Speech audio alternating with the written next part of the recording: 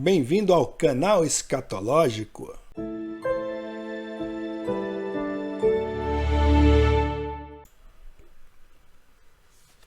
Continuando o tema da Terra imóvel, desenvolveremos nesse segundo vídeo considerações conclusivas a respeito do estado do geocentrismo. Wolfgang Smith continua então em seu livro, no capítulo 8, O Estado do Geocentrismo, a ensinar. Para o público em geral, a ideia de uma Terra em órbita parecia ímpia e absurda, e até a maioria dos astrônomos parecia desconfiar dessa hipótese.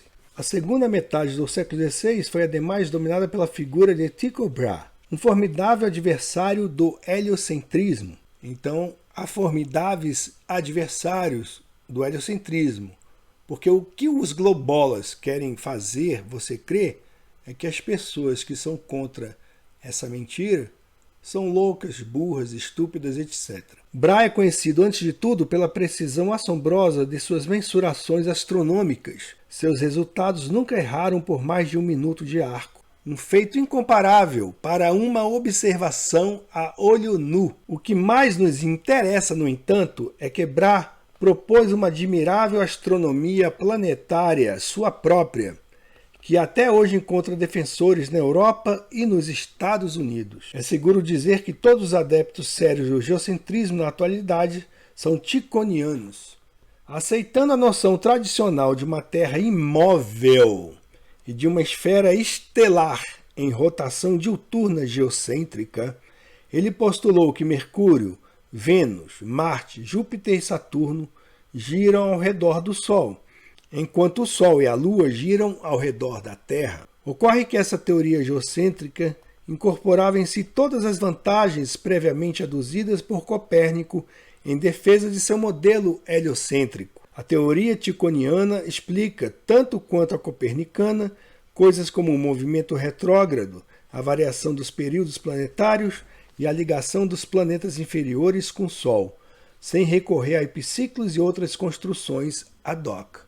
Na verdade, é possível demonstrar que ambas as teorias são matematicamente equivalentes, o que quer dizer que elas levam às mesmas e exatas trajetórias planetárias aparentes. Então, se a prova do heliocentrismo, como estamos cansados de saber, só existe ou só é possível de ser feita mediante equações matemáticas, sabemos que o geocentrismo proposto por Tycho Brahe é diametralmente oposto, pois pode ser comprovado mediante experimentos. Porque, como nós vimos aqui, os resultados alcançados por Tycho Brahe derivavam justamente da simples observação a olho nu. Entretanto, as duas teorias não se equivalem no que tange à astronomia estelar, pois é evidente que um deslocamento da Terra implicaria um movimento paraláxico na posição aparente de uma estrela.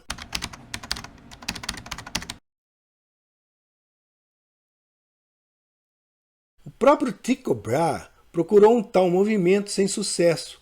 Isso significa que a paralaxe estelar, caso exista, deve ser de uma ordem de magnitude menor que 1 minuto de arco, o que implicaria em distâncias estelares muito maiores que as que os astrônomos estavam preparados para admitir.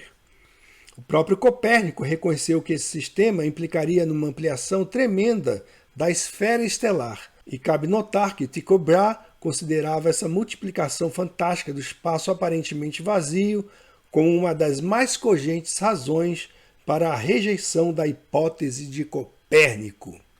No entanto, ele diz, a decisão entre as duas teorias, de acordo com o ponto de vista estritamente científico, não podia ser feita naquela época. Ele então faz aqui menção a algumas descobertas de Galileu e mostra-nos que a controvérsia permanecia viva naquele tempo. E nos informa que uma descoberta de Galileu deve ser mencionada, as fases de Vênus, que nomeadamente pareciam indicar que Vênus orbita ao redor do Sol. Mas enquanto Galileu exibia essa descoberta como uma prova da hipótese de Copérnico, continuava sendo verdade que as fases de Vênus são descritas com igual precisão com base na astronomia ticoniana. Não era uma prova, escreve Kuhn, mas uma propaganda. Propaganda é o que os globoloides e os heliocentristas sabem fazer desde muito tempo. Agora, o ponto-chave para que uma teoria seja realmente comprovada cientificamente depende exclusivamente de experimentos. Experimentos. Isto é que é um método científico. E ele vai aqui demonstrar, tá? Vou ler para vocês, em que ponto chegou essa discussão e finalmente explicar porque é impossível comprovar qualquer movimento da Terra mediante experiência, mediante experimentos. Porque isso foi tentado e não deu em nada, tá? Então ele diz, mas em que estágio, afinal, encontrava essa questão copernicana no tempo da controvérsia de Galileu? Podemos ver em retrospecto que estava bem como o cardeal Bellarmino afirmava em sua carta a Foscarini em 1615. Aspas. Demonstrar que as aparências se salvam com a assunção de que o Sol está no centro e a Terra está nos céus não é a mesma coisa que demonstrar que, de fato, o Sol está no centro e a Terra está nos céus, escreveu o cardeal. Eu acredito que a primeira demonstração deve existir, prossegue ele, mas tenho muitas dúvidas a respeito da segunda. Sim, as descobertas de Johannes Kepler de fato dão conta da primeira demonstração a que aludia o cardeal. Com relação à segunda, no entanto, a história subsequente da ciência justificou por inteiro as graves dúvidas do cardeal. Como me proponho a demonstrar, a física de nosso tempo de fato tornou a segunda demonstração inconcebível. Com a publicação dos Principia de Newton em 1687, o triunfo da astronomia kepleriana foi total. As duas primeiras leis de Kepler podiam agora ser derivadas teoricamente por meio de uma brilhante nova física, uma ciência que se podia testar e verificar de mil maneiras. Até onde sabiam os cientistas e o público cientificamente instruído, o geocentrismo estava sepultado. Ninguém mais duvidava que a Terra se movesse. O que restava se fazer eram experimentos que pudessem detectar e medir este movimento. É aí que a coisa complica, pessoal. Quais foram esses experimentos e o que eles provaram? Uma das abordagens baseava-se no fenômeno da aberração. Em 1676, um astrônomo dinamarquês chamado Ole Homer notou que o período entre os eclipses observados de uma das luas de Júpiter variava em alguns minutos, a depender da posição relativa da Terra. Ele concluiu que a luz se propaga a uma velocidade finita, que ele estimava ser de 309 mil quilômetros por segundo. Um resultado que, como sabemos hoje, está errado por apenas 3%. Acontece que, se a Terra se move, a velocidade adicional causa um movimento na posição aparente de um objeto celeste. Pensemos no carro que dirige pela chuva num dia sem vento. Em relação ao carro, a chuva cai não verticalmente, mas no ângulo que depende da razão entre duas velocidades, a velocidade horizontal do carro e a velocidade vertical da chuva. Através da mensuração do chamado ângulo de aberração, pode-se determinar a razão entre as velocidades em questão. Essa é a ideia que subjaz o que parece ter sido o primeiro experimento designado para demonstrar e medir a velocidade de órbita da Terra. Em 1724, James Bradley, o astrônomo real britânico, encaixou um telescópio no topo de uma chaminé e começou a observar a estrela Gama Draconis, situada a quase 90 graus sobre o horizonte. Como esperado, ele descobriu que no curso de um ano, a posição aparente da estrela descrevia um pequeno círculo, correspondente a um ângulo de aberração de aproximadamente 20 segundos de arco. Por meio de trigonometria simples, sabe-se que esse ângulo é igual ao arco tangente de V por C, ou V sobre C, em que V denota a velocidade orbital da Terra e C corresponde à velocidade da luz. Ocorre que uma aberração de 20 segundos corresponde a uma velocidade orbital próxima de 30 km por segundo. Arranjo este que vai ao encontro da teoria astronômica à la Kepler e Newton. Bradley havia provado aparentemente que a Terra se move. O celebrado Epour se move de Galileu, ao que parece, havia finalmente sido confirmado e vindicado perante o mundo. A história, porém, para a infelicidade dos globola e dos heliocentristas, não termina aqui.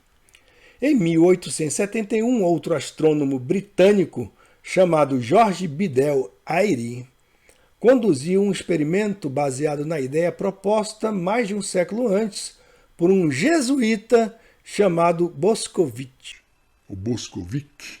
Havia ocorrido a Boscovich que se o telescópio de Bradley estivesse repleto de água e não de ar, o ângulo de aberração resultante teria aumentado, visto que a velocidade da luz é menor na água do que no ar. No entanto, quando esse experimento revisado foi conduzido, o ângulo em questão não se alterou. A alegação de Bradley de que o movimento de 20 segundos era causado pela aberração havia sido refutado. E, para surpresa de todos, o argumento contrário ao movimento da Terra parecia então persuasivo. A lógica era simples. Dado que o movimento orbital implica em aberração, nenhuma aberração implica nenhum movimento orbital. E desnecessário dizer, essa descoberta espalhou ondas de choque pela comunidade científica, porque ali estava já a se formar um establishment. E esse establishment não poderia ser alterado, não poderia nem ao menos sofrer uma cosquinha que fosse. O pior, entretanto, estava por vir. Tchan, tchan, tchan, tchan. Como já falado aqui em outros vídeos do canal, em 1887, Michelson e Morley conduziram seu famoso experimento projetado para detectar e medir a velocidade orbital da Terra não por meio da aberração, mas pela comparação da velocidade da luz observada na direção do movimento orbital com a velocidade observada na direção contrária. Evidentemente, as duas velocidades deveriam diferir por exatos 2v, sendo v, novamente, a velocidade orbital. Novamente, porém, para consternação geral, as duas velocidades da luz resultaram exatamente as mesmas, sugerindo que v igual a zero. Dois experimentos cruciais, baseados em princípios físicos distintos, haviam então levado à mesma conclusão. A Terra realmente não se move. Está aqui. Está aqui. Lê aí, Globola. A Terra realmente não se move. Diante desta conjuntura, só restam duas opções. Aceitar o veredito de que a Terra não se move e optar por uma versão refinada da astronomia ticoniana, ou buscar um modo de ajustar as leis da física para que a velocidade orbital da Terra seja de fato indetectável. Aí vem o dito pulo do gato. Dessa astronomia ridícula, mentirosa, tá? A história registra que Albert Einstein optou pela segunda alternativa e, ao fazê-lo, espantou o mundo com suas teorias da relatividade. A teoria especial, em particular, publicada 18 anos depois do fatídico ano de 1887, que é o ano do experimento de Michelson e Morley, explica, entre aspas aqui, tá? engenhosamente os resultados negativos dos experimentos de Airy e Michelson Morley, no que tange às credenciais científicas da teoria einsteiniana, é suficiente dizer que, embora nem a teoria especial nem a geral sejam de fato tão bem fundamentadas quanto fomos induzidos a crer, pela propaganda, é claro, elas constituem, sem dúvida, um dos mais brilhantes e bem-sucedidos empreendimentos da história da ciência moderna.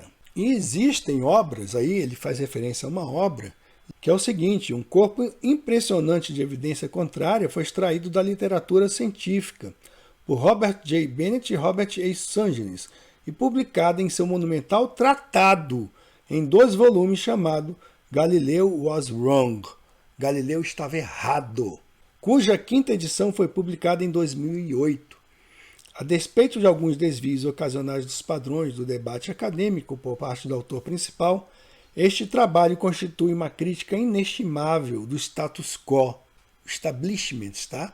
Status quo científico contemporâneo, no que diz respeito ao problema de Galileu.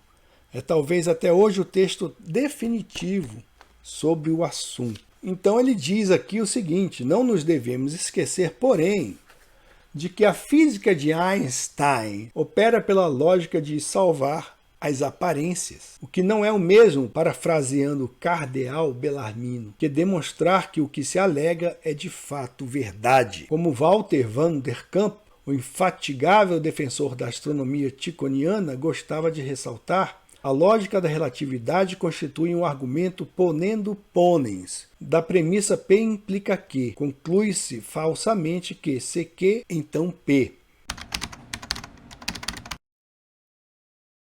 Voltando ao experimento Bradley, vamos voltar ao experimento, tá? Permanece a questão: se a Terra realmente não se move e, consequentemente, não há aberração estelar, como se poderia explicar o pequeno círculo descrito pela Gama Draconis? Em bases ptolomaicas ou ticonianas, a resposta é simples. O fenômeno observado deve ser provocado por um movimento circular da Gama Draconis em relação ao stelatum, que é o domo, tá, pessoal?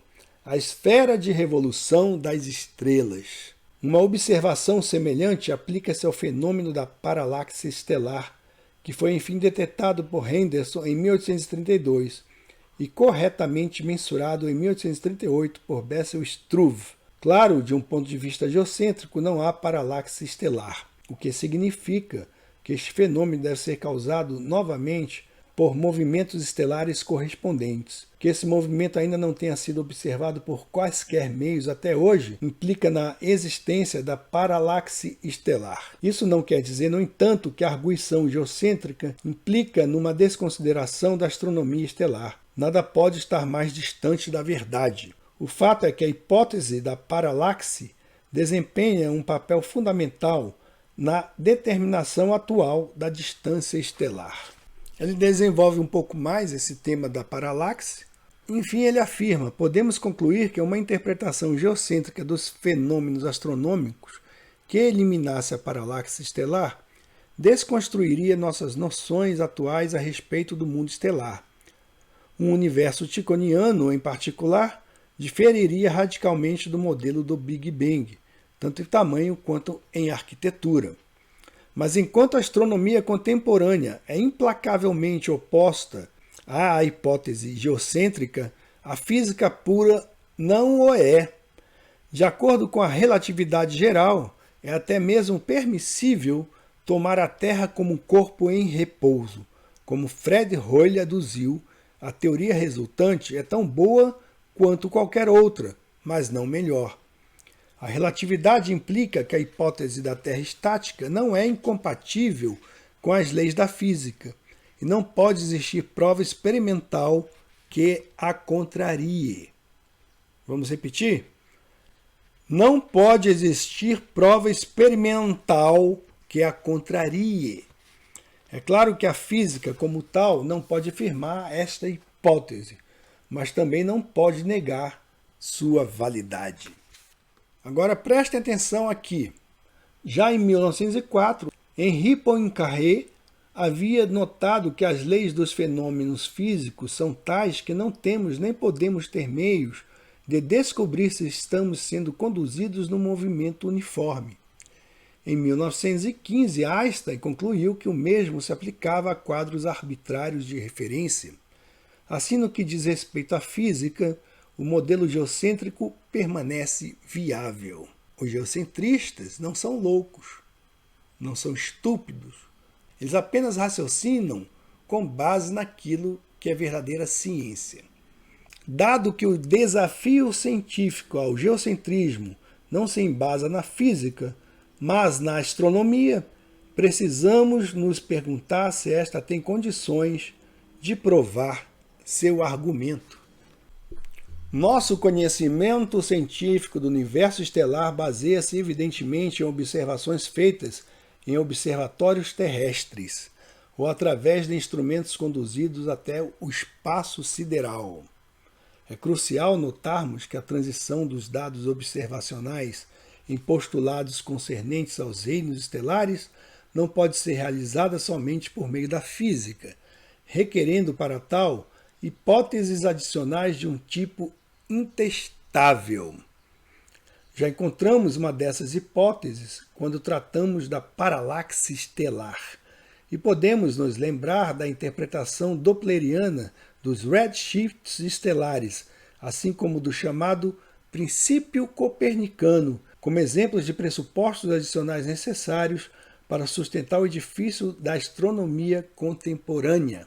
Mais uma vez, nos encontramos diante da lógica de ponendo ponens, o que quer dizer que as hipóteses em questão são validadas por seu sucesso aparente em explicar, entre aspas, os fenômenos observáveis, deixando de lado as circunstâncias de que, como o cardeal Bellarmino apontou há tanto tempo, esse tipo de argumento não é muito persuasivo. Ocorre que a cosmologia astrofísica dominante falhou mesmo no teste empírico. Então, se alguém afirma que a Terra gira, ele está apenas afirmando uma crença, um dogma religioso. Porque, como ele diz aqui, a cosmologia astrofísica dominante falhou mesmo no teste empírico.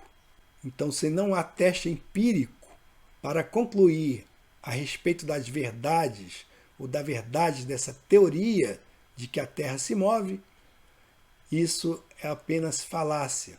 Isso se torna, então, apenas um pressuposto de uma hipótese e que, como vimos, é algo impossível de ser comprovado.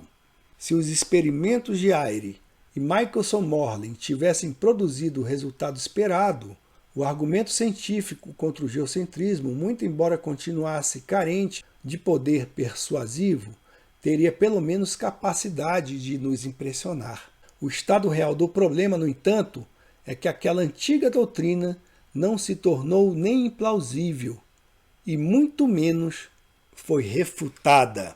Então, como nós cremos na Terra imóvel, nós cremos também na Terra bíblica, nós podemos dizer que este modelo jamais foi refutado. O geocentrismo jamais foi refutado.